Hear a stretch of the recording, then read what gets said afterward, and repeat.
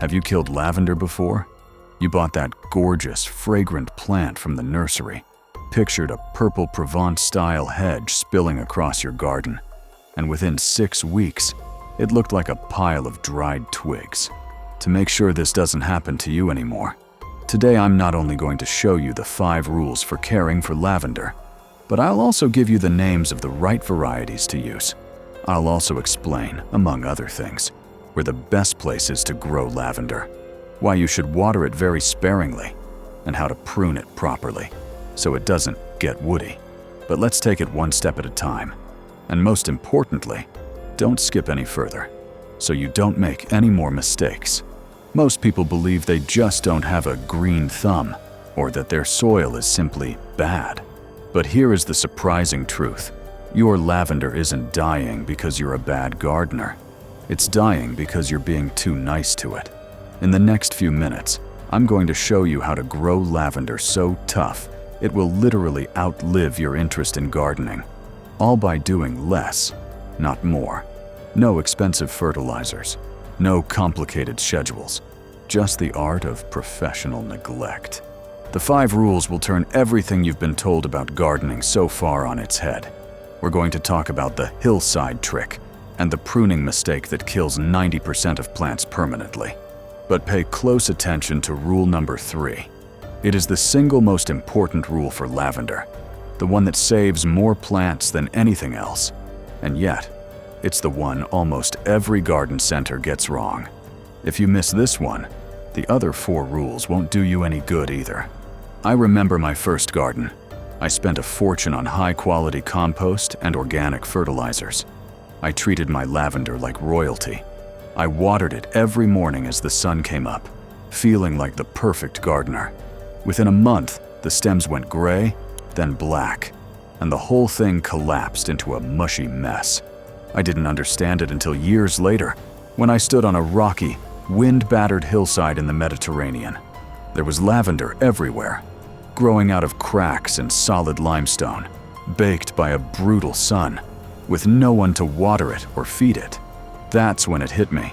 I wasn't nurturing my plants, I was smothering them in luxury. The first practical step is simple. Find the worst spot in your garden. That dead corner where the soil is thin, the sun is brutal, and your other plants refuse to grow. That's heaven for lavender. If you have a south-facing slope, even better. Most people try to improve the spot with compost or manure. Don't do it. Save your good soil for your tomatoes. Lavender wants the leftovers. It wants to be ignored. If you constantly tend to it, you'll kill it.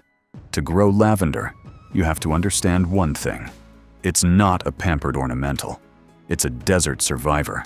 Think of lavender like an athlete. It thrives under pressure and gets fat and lazy when life is too easy. When you give it rich soil and constant water, the plant grows soft, the stems become floppy, and it loses that intense fragrance. Why? Because those famous essential oils are actually a defense mechanism. The plant produces them when it's stressed by heat and drought. A pampered lavender is a boring, scentless, and ultimately dying lavender. We need to stop treating it like a pet and start treating it like a weed. That takes care of the where, but the how of planting is where most people fail before the plant even hits the ground. That brings us to the hillside trick. When you dig your hole, make it twice as wide as the root ball. But here's the key. Throw half the soil away. Replace it with coarse sand, fine gravel, or crushed limestone. We're talking about builder's sand or horticultural grit, the chunky stuff that water flies through. Mix it in. Now don't just plant it flush with the ground. Build a small mound, about 2 or 3 inches high, and plant your lavender on top of that hump. Why? Because lavender doesn't die of thirst. It drowns. This mound ensures water runs away from the crown of the plant. In the wild, lavender plants live on slopes. In your garden, you have to build that slope yourself. Now, I know some of you don't have a garden and are growing in pots. If that's you, the rules are even stricter. Never use plastic or glazed ceramic pots. They trap moisture like a plastic bag. Use terracotta. It breathes. It pulls excess moisture out of the soil. And for heaven's sake, throw the saucer away. If your lavender sits in a saucer of water for even one night, the roots start to rot. This leads us to the big one I promised. Stop watering your lavender. Almost entirely. I know it sounds insane. Your instinct tells you that when it's hot, the plant needs a drink. But that tired look you see in July, that's usually not thirst. It's almost always a sign of overwatering. Here is the rule. For the first 2 weeks, water once a week to help it settle. After that, only water if there's been no rain for 3 weeks, and the soil is bone dry 2 inches down. In winter, the watering can stay in the shed. 0 water. Wet roots plus cold soil is the #1 killer of established lavender. Let it sleep dry. But now, let's get to the mistake that turns your beautiful plant into a hollow, woody mess. If you've ever seen a lavender plant that looks like a dead donut, woody in the middle with just a bit of green on the tips, raise your hand. This happens because people are afraid to prune. You have to be aggressive, but you have to know where to stop. You need 2 cuts a year. First, in early spring, as soon as you see new green growth, prune the plant into a tight dome, removing about 1/3 of the green. Second, in late summer, right after the flowers fade, cut it back again, shaping that dome once more. The golden rule: never, ever cut into the brown, woody stems. Lavender wood does not regenerate. If you cut into the bare wood, that branch is dead forever. Always leave at least 1 inch of green growth above the wood. Do this from year 1, and your plant will stay bushy for 15 years. Skip a cycle, and within 2 years, it'll be unsalvageable. But what if your plant is already woody? Is it too late? If the center is completely bare wood, it's usually finished.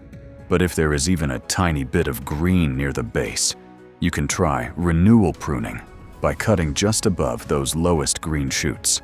However, the best rescue is actually choosing the right variety to begin with.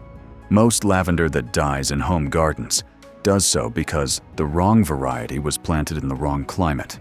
English lavender, like Munstead or Hidcote, is the most cold-hardy and best for culinary use. If you live somewhere with real winters and frost, this is your plant.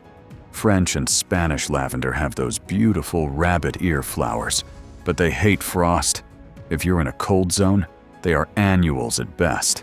Then there is lavender, like Grosso. These are the big, robust workhorses you see in commercial fields. They handle heat and humidity better than the others. For most beginners, lavandin is the smartest choice because it forgives more mistakes. Ultimately, this isn't just about a purple plant. It's about regaining control and moving away from the buy and replace culture the big garden centers want you to stay in. When you understand how a plant actually lives in the wild, you don't need to buy specialized fertilizers or recovery sprays. Knowledge is the only tool you really need. If you are the kind of person who would rather understand the why instead of just following a label on a bottle, you're in the right place. You'll find similarly detailed information and practical tips in our other videos as well. Which of these rules surprised you the most?